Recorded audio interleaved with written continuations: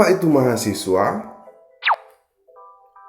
Mahasiswa adalah orang yang belajar di perguruan tinggi, baik di universitas, institut, akademi, ataupun di sekolah-sekolah tinggi.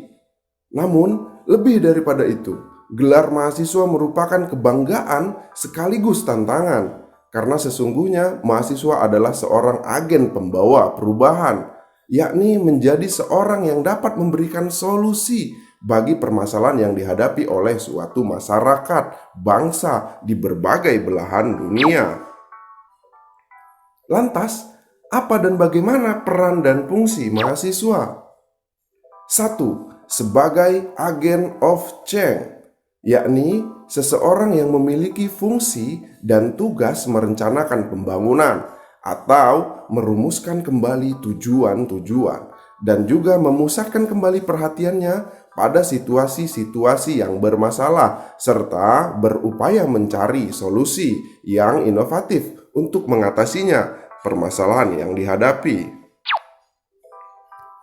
2. Sebagai social control, mahasiswa berperan sebagai pengontrol kehidupan masyarakat dengan cara menjadi jembatan antara masyarakat dan pemerintah dengan menyampaikan aspirasi masyarakat serta mengkritisi setiap kebijakan pemerintah yang tidak pro rakyat.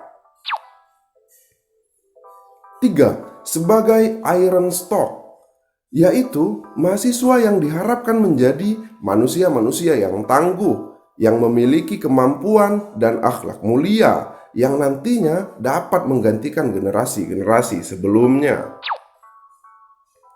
Selain ketiga hal utama yang telah disebutkan tadi, masih ada beberapa peran dan fungsi mahasiswa loh, yaitu 4. Sebagai guardian of value, artinya menjaga nilai-nilai positif yang bisa membawa negara lebih maju, yaitu nilai kebaikan.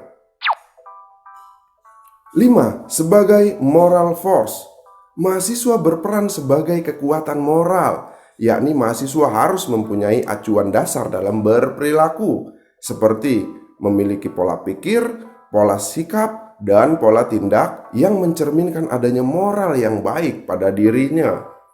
Dan setelah dengan sungguh-sungguh memperhatikan pandangan pimpinan Dewan Perwakilan Rakyat dan pimpinan fraksi-fraksi yang ada di dalamnya, saya memutuskan untuk menyatakan berhenti dari jabatan saya sebagai Presiden Republik Indonesia terhitung sejak saya bacakan pernyataan ini pada hari ini, Kamis 21 Mei 1998.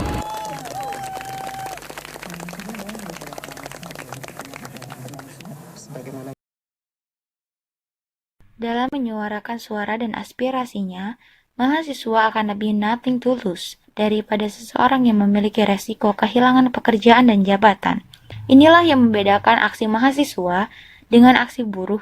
Independensi mahasiswa ini menjadi keunikan tersendiri sehingga rawan untuk dimanfaatkan oleh berbagai kekuatan politik demi tujuan-tujuan pragmatis.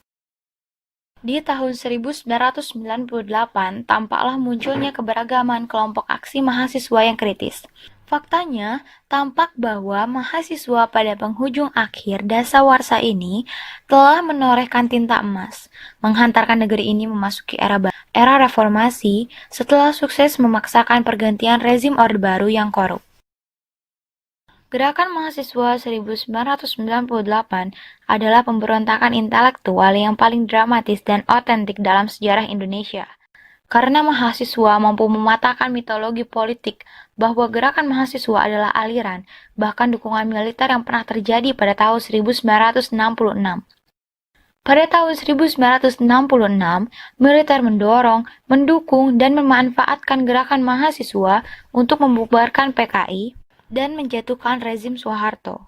Bagi mahasiswa, militer dipahami sebagai kawan strategis, sedangkan bagi militer, mahasiswa hanya menjadi kawan taktis. Sementara, gerakan mahasiswa 98 ditandai oleh sikap militer yang ragu-ragu, dan justru pada detik-detik terakhir militer masih mempunyai loyalitas kepada Soeharto. Fenomena keberhasilan pemberontakan mahasiswa tersebut semakin menjelaskan tanda-tanda terbitnya civil society di Indonesia. Setidak-tidaknya adalah gejala kemandirian masyarakat, keberanian sosial, dan hancurnya tembok-tembok ketakutan sistematis yang diproduksi terus-menerus oleh rezim Orde Baru. Dampak protes sosial di Indonesia antara lain, mahasiswa ternyata mendapat dukungan sepenuhnya dari para pendidik. Ini merupakan satu fenomena yang bila dititik dari kebijakan Orba, begitu menekan dan membatasi ruang gerak mahasiswa dan kampus untuk berpolitik. Gerakan mahasiswa telah melewati sebuah proses pematangannya, serempak seluruh Indonesia dan segera diikuti oleh kaum intelektual dan masyarakat luas.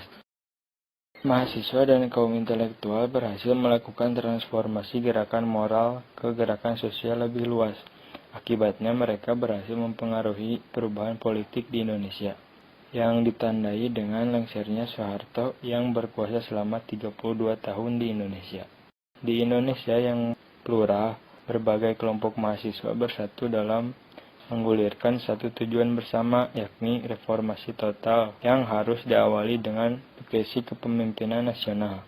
Konkretnya, mundurnya Soeharto.